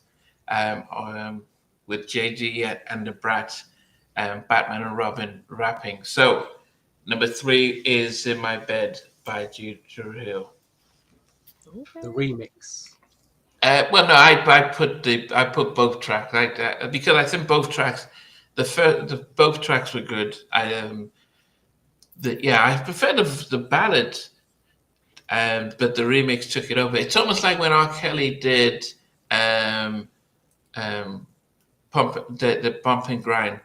The original was okay, but when the remix came out, it was like, I don't know, that just, he was I was kind of shifted from Dru to R. Kelly, but I'm just saying how a difference a remix does to a song and to a career, because he went from just a local R&B guy to mainstream just off the remix of Pump and Grind.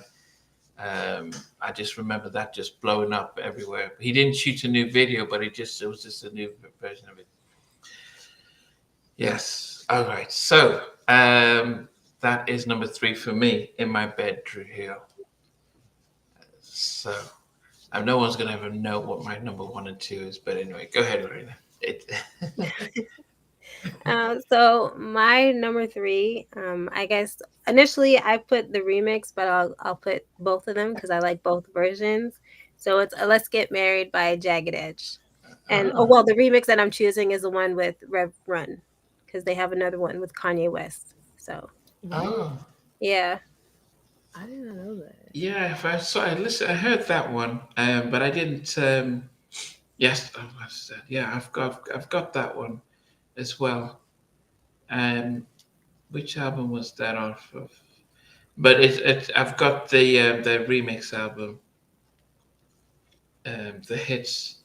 But I did take it off. Okay. Yes. Oh, just go ahead, CV. Number 3 is Dru Hill. And if you was to compile, say, a best of the 90s compilation double CD, you could quite easily put this track on there. It is a classic. I think you've all mentioned it. I think you've all put it higher up I'm not sure.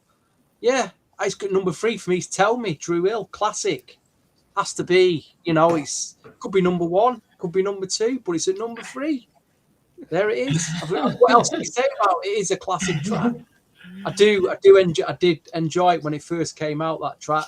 Got the 12-inch promotional copy when it first came out, and I bought the album on the back of it.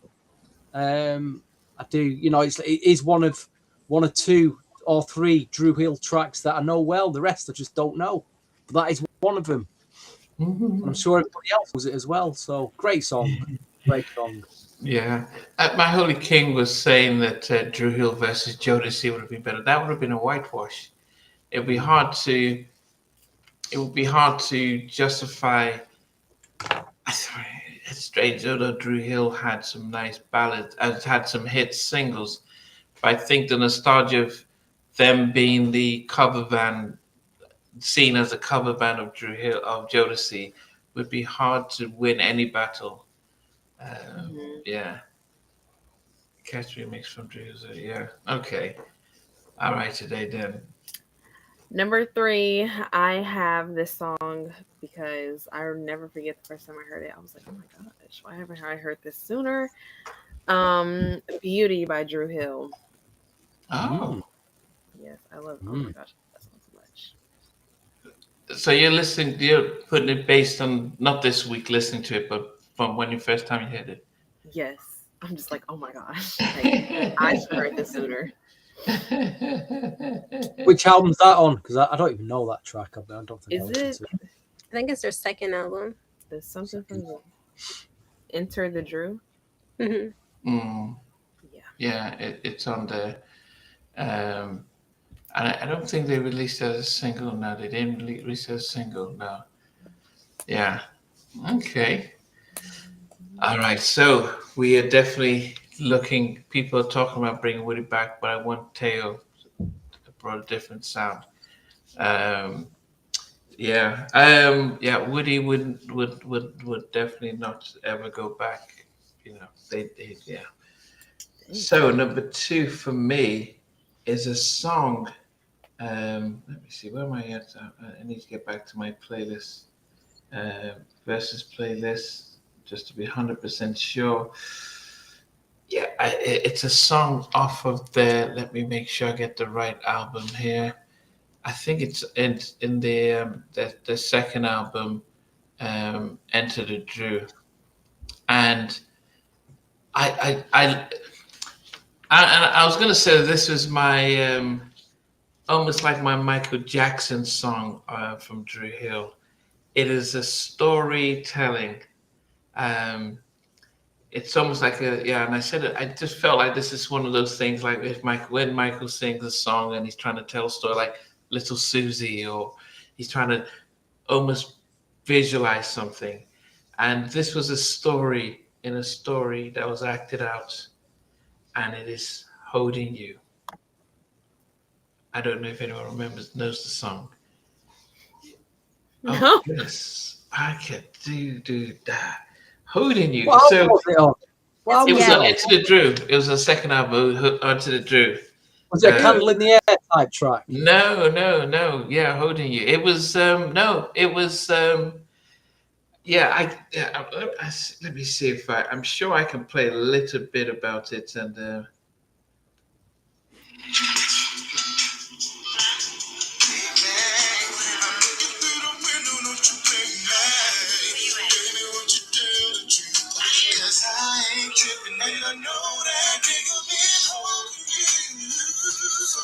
Ah. Never heard it.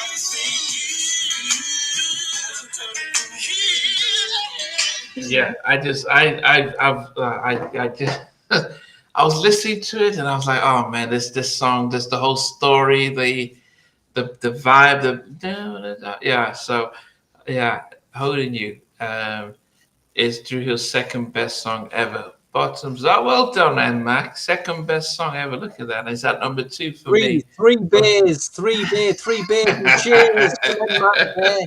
Cheers and beers from Mac.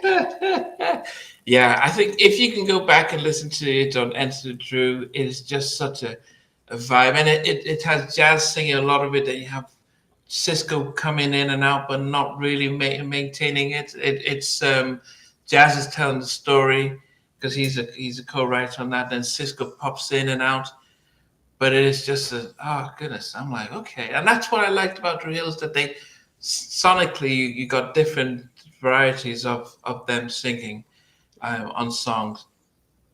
It's a pity that their first 2 albums were great. Marcos, that's an album filler. Okay, so yes, that's number 2 for me. All right, go ahead. What's your number 2? Well, my number 2 is my favorite Dru Hill song ever. First time I heard it, when it came out, I was obsessed. I'm still obsessed. And that's Beauty. Like, that's like one of the best like love songs, slow songs, song dedicated to a woman. The best, hands down. Play a bit of Beauty, Namdi. I can't remember that track. Get it on your phone. 30 seconds. Make sure YouTube doesn't copyright. It's obviously the ladies like this track.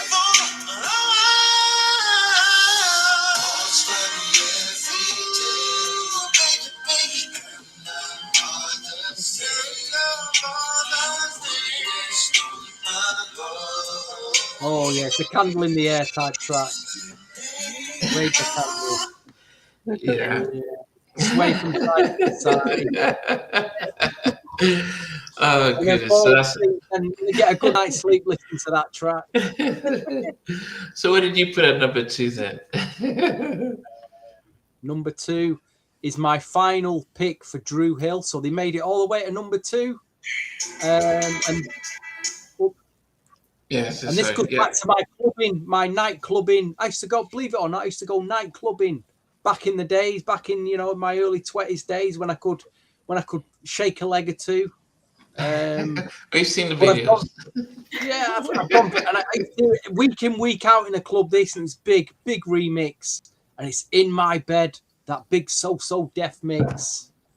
Big memories of this hearing it in a club week in, week out. Dum dum dum. And, Cisco sounded amazing. He did, to be fair, on his vocal on that remix was a killer, absolute killer. In my bed. Yeah, great mix. Classic, real classic mix that. Yeah, definitely. Hey, Derek from Minneapolis. Okay, Ade, what's number 2? My number 2 is also In My Bed. However, I prefer the ballad rather than Oh no! I love the Yeah. No, but I think the ballad was really strong, and then they did so it's easy to remember either one of them. And the ballads kind of stay. That ballads are like fine wine. They even if after a while you listen to them, they're still strong up there. Can you play a bit of the ballad mix, Namdi? I can't remember what the ballad mix sounds like. Let's have 20 seconds of the old ballad on that. Oh, yeah. Now don't try to tell me things are still the same. Yeah. Cause when we made love, I heard you call out his name. Call out his name. Somebody's sleeping in my bed. Yes. Wow. Yeah. Yes. Okay. We're down to so number 1. So before we get to number 1, I'll put some honorable mentions. Songs that there were honorable mentions. Good Luck Charm by Jagged Edge didn't get in there, but it was close. You Are Everything by Dru Hill was also close. Jagged Edge, The Way You Talk was close to getting in. Dru Hill, How Deep Is Your Love featuring Redman. I think that was off the Rush Hour soundtrack. Dru Hill's These Are the Times.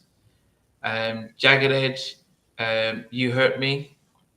That made honorable mentions. And then the final one was 5 Steps by Dru Hill. The honorable mention didn't quite get into my top 12. So number 12 was He Can't Love You by Jagged Edge. Number 11 was Promise by Jagged Edge. Number 10 is Dru Hill's Never Make a Promise. Number 9 was Jagged Edge, I Gotta Be. Number 8 was Dru Hill's We're Not Making Love No More. Number 7 is Dru Hill's Tell Me. Number 6 is Jagged Edge, Where the Party's At, featuring Nelly. Number 5 was Jagged Edge's Let's Get Married, and that's either ballad or up-tempo remix. Number 4 was Jagged Edge, Walk Out of Heaven. Number 3 is Dru Hill, In My Bed, which we just listened to. Number 2 was Dru Hill's Holding You. And number 1 is a song that I just thought was just one of the most amazing tracks, which unfortunately they didn't release as a single. But Beautiful is such a beautiful song. Wow. And that's my number 1. Dio put it number 1 as well. Beautiful by Dru Hill is just like on another planet. It is like, wow. Beautiful or beauty? Sorry, it's beauty. That's the word, beautiful. Okay. I don't know why I said beautiful. That's why I was just, yeah. Because it's a beautiful song. It is, yeah, beautiful song. Yeah, beautiful is a beautiful song. I remember interviewing Kenny Whitehead, and he was saying, "Oh, did I no, sorry. It was Woody I was interviewing, and then he and Kenny sent a message. I think I was going live, and Kenny was like, tell Woody that Beauty was a song that at the Whitehead Brothers we would just sing backstage before we do shows." And I hadn't really heard the song that much until I went back and listened to the album, and I was like, wow, this was just such an amazing track. I wish they'd released as a single, but I think, if you think about the singles they did release, they probably didn't think much of it, but that is such a big one. Beauty is amazing. Yes. Yeah. Beauty is amazing. Yes. All right. All right, Lorena, you do your honorable mentions and your All right. So some of the songs that didn't make my list, it was really hard making these lists because I like both groups. But Walked Out of Heaven is one by Jagged Edge. Oh, you didn't make your top 12? No, it didn't. Wow.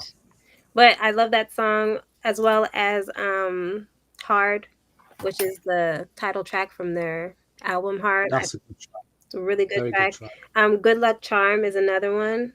And then for Dru Hill, I had We're Not Making Love, Never Make a Promise. And this one is like, it's different, but I actually liked the song when it came out, which is Love MD by Dru Hill. So that's my honorable mentions. And so now going through the list of my top 12. 12 is Angel by Dru Hill. Number 11 is Love Come Down by Jagged Edge. Number 10 is He Can't Love You by Jagged Edge. Number 9, These Are the Times by Dru Hill. Number 8, I Love You by Dru Hill. Number 7, Remedy by Jagged Edge. Number 6, Tell Me by Dru Hill. Number 5, Visions by Jagged Edge. Number 4, In My Bed, So Def Remix by Dru Hill. Number 3, Let's Get Married, the original and the remix by Jagged Edge. Number 2 is Beauty by Dru Hill. And my number 1 song, which a lot of you picked, but put it higher in your list or lower in your list, it's Promise by Jagged Edge. That is. Wow. It's a good pick. Very good pick. Oh. Very good pick. Okay. Stevie, what are your honorable mentions before you? I don't even think I've got an honourable mention for Dru Hill, I'll be honest. Maybe these are the times because that slipped out, but I was sleeping listening to that. I've got one honourable mention for Jagged Edge, and that's from the Jagged Little Thrill album. And it's a track called Can We Be Tight? It's got a vocoder in it, talk box. That really stood out to me. Number 12, Dru Hill, Never Make a Promise. Number 11, Dru Hill, So Special. Number 10, Dru Hill, Do You Believe? Number 9, Dru Hill, Remain Silent. And you're thinking I'm hating on Dru Hill here because it's the 4th straight. But as you know, they made my top 5. Number 8, Jagged Edge, Walked Out of Heaven. Number 7, Jagged Edge, Promise. Number 6, Jagged Edge, What It's Like. Number 5, Jagged Edge, Can I Get With You? Number 4, Jagged Edge, Ready and Willing. That could have been my number 1, actually. Number 3, Dru Hill, Tell Me. Number 2, Dru Hill, In My Bed, So Def Remix. And my number 1, what I remember about this is when I actually finally got a copy of Jagged Edge's first album, before I'd even before I even played the album, I was looking at the track list. And there's one particular track, and I thought, the title of it, and I thought, nah, it can't be. There's no way it can be. And you know what? It was. 1989, Gap Band, on one of their albums, did a track called Wednesday Lover. And that was always a big favourite track of mine from that. It was always, if you're a soul connoisseur, if you're really into your soul music, you know all about that. You probably bought that Gap Band album for that track. So I was like, there's no way they could have done this track. And they did. It came on that It's almost like a Jam and Lewis piano intro. Straight away, the chords. I was like, "Oh, they've done it!" And then the bass line drops in. Boom, boom, boom, boom. I was like, "Oh my god, JD got it right. He actually got it right on this." So my number one is not that I think it's the best song out of any tracks Jagged Edge and Dru Hill have done. This blows it away, and it's not even their song. It's not even their song. This is the best song. Nobody's picked it, but it's Jagged Edge. Wednesday Lover, easily my killer track. Nobody's there going, don't know this track. I don't know. He's going to have to go. I listened to everything they had. It was just too much. But you're on the soul side of R&B. You know, you get this track. You know it. If you're more on the R&B side of it, you're like, oh, I don't remember that. No. Okay. Stick it on, Namdi. Stick it on for 30 seconds. Just play the intro. It's a very Jam and Lewis start. And what album is it on? It's on the first album. Yeah. I'm amazed you didn't. I thought you'd have picked up on that track. Jagged Era. Yeah. Yeah. No, I mean, I'm just trying to see.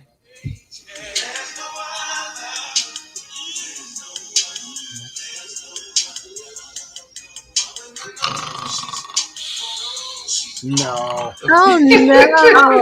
Start from the beginning. The way it starts, Namdi, please. Yeah, no, it was no. Yeah, I did listen to it, but it's.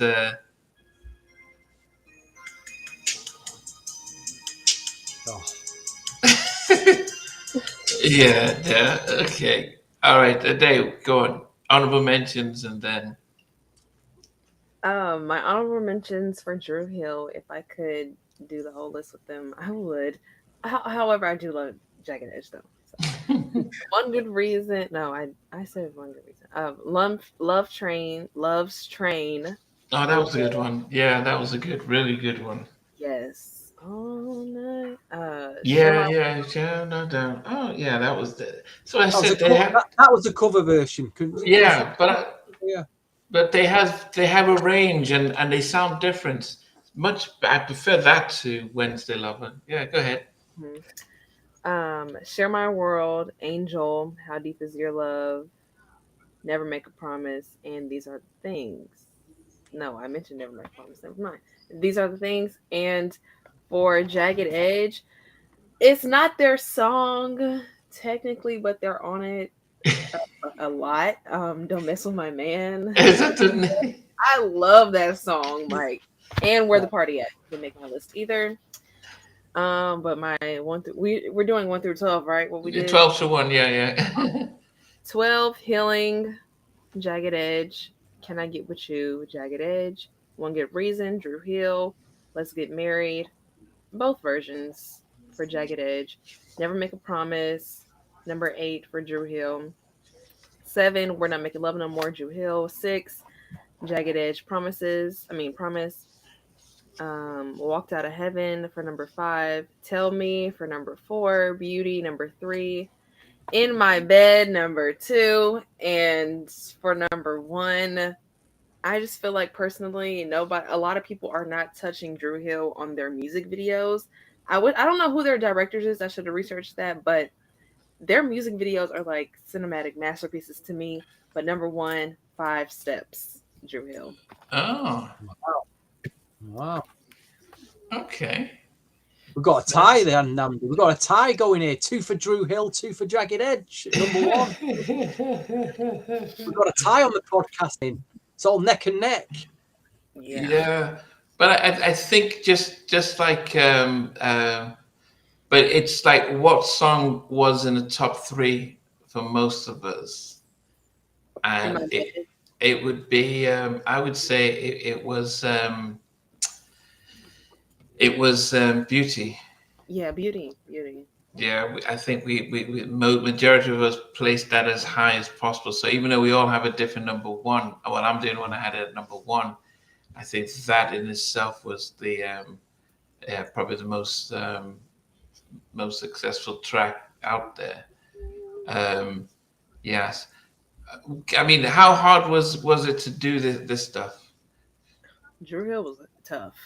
Yeah, I'm really still looking tough. at my list like, am I sure? No, Stevie. I think It was tough for different reasons. yeah, tough for different reasons. Because your tough, Stevie, is different from the rest of us. Because you did. I don't know if you even listened to the album. You just like, but for me, it was like, okay, man, how am I going to narrow down? How am I going to narrow down all these massive songs and actually leave some of these out?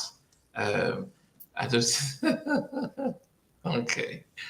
Um, but I mean, yeah, I didn't. But I do have to commend Jagged Edge for their longevity, but also the fact that they stayed together as long and as much as they have. Because You got to that is commend def- Dru Hill for still being out there performing. Whatever lineup it is, they're still out there performing as well. So you got to commend them. yeah, yes, The brand's still going. yes, definitely. Yes. I'm just trying to. Okay.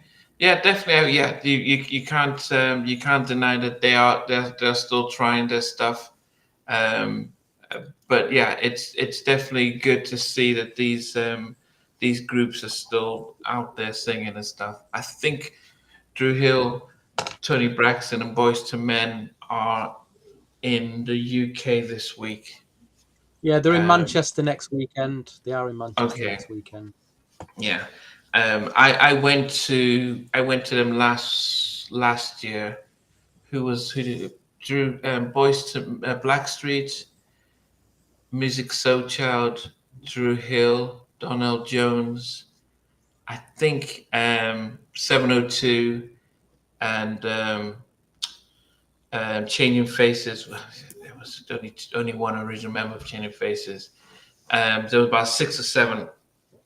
And I was sitting because Eric from Blackstreet got put me on the guest list to come down. So I'm sitting watching, and I think I called you, Stevie, during the show, saying I'm bored because I was just listening and watching and thinking it's because I was Yeah, but fortunate. you only a sound check, Namdi. It's not, if there'd have been a No, crowd this there, was you might this feel the was energy. this was the actual show. So I Really? was sitting I thought it there. was a sound Yeah. check you was at. No, when I was calling you up, I was watching the main show, and I was like, "Oh, Stevie, this Wow. is." Because if you think about being there in the 90s when there was, Maxwell was singing, you heard Maxwell on stage singing something and for the first time, because this is or Brian McKnight was singing from his first album in a venue, or when the Fugees first come out and you're in a music convention and there's about 100 of you listening to it. Oh boy. So you're watching them sing the songs and they're selling it because they want it to be on the chart. That was very different. But when you see them now, it's like, okay, backing tracks, we'll do some moves. And I was like, I'm not inspired. Not many of them use live band. Now, Dru Hill, they did their stuff, but I'm like, well, let's just have, you're not the real, all of you there. So I went backstage and I was hanging out, and that felt better. But yeah. You'd have enjoyed that H Town that I went to in April. You would definitely have enjoyed that. Because I didn't want to go because it was a night of ballads. I said to me, mate, you're dragging me all the way down to London for 4 hours of ballads. And I thought, nah, but I enjoyed it, mate. Yeah, and I've seen them. I've seen H Town. They put on they at the in London 2 years ago. It was almost like a circus with people on stilts and the lights all over the place. So they do put on a show. But it's different for me to be able to enjoy it the same way that you would when they first came out and stuff. But anyway, it was definitely great having the 4 of us on this show. We'll definitely. Okay, they just disappeared. We definitely have to make time. Okay. So you had left the building, just like, okay, that's it. I'm doing now. She's having connection issues, I think. Okay. Are you okay? Are you back? Yeah, I can hear y'all now. You can hear us back, yeah. Okay. So we will find a time for the Fantastic Four to reunite. Next weekend, Sunday, Jackie McGee is coming on, and she volunteered Mary J. Blige's "Share My World" to review. That's my all-time favorite Mary album. So 4:30 Eastern, 9:30 UK time. Share My World. And Jackie that'll be fun. She'll also be able to talk about some of the ongoing stuff with Salt from Salt and Pepper. So that's been resolved. But she will also talk, shed light on that. But to be able to talk about that album, and I think, yes, we're fast approaching Christmas, so we will come up with other albums out in the new year as well. But we always appreciate you guys. We've got our Christmas special coming. Maybe I can persuade Namdi to let some of the live viewers on come on and say Merry Christmas. Maybe we can persuade him. Yes, but I think just but we will probably we could try and also fit an R&B podcast before the end of the year, midweek or something like that. But we'll talk and debate that. But anyway, guys, appreciate everyone. Appreciate everyone that joins in. Too many to mention. I was just about to mention them. 112. Are you? Well, that's 112. Well, hopefully we can do that in the new year stuff. But anyway, we appreciate everyone, and let me try and get myself sorted out. And then Olivia Noon, what's her name? Olivia something? Who's that? Olivia Dean. Olivia Dean. Okay, I will check that out. So check out A Day's Diary, both on Instagram and YouTube. Stevie Street _ on YouTube, and Total R&B on YouTube. Definitely amazing R&B art to listen to. See you next Sunday night. Live. See you guys. See ya. Hey guys, thanks for watching. Thanks for being a part of Halftime Chat. Please remember to subscribe, share, and comment. But most importantly, why don't you become a member of Halftime Chat? We've got amazing videos, amazing perks, and being able to support the channel. But anyway, thanks for watching. Take care. I never participated in that kind of. And somewhere in between us for even loving us, on which I didn't miss you with.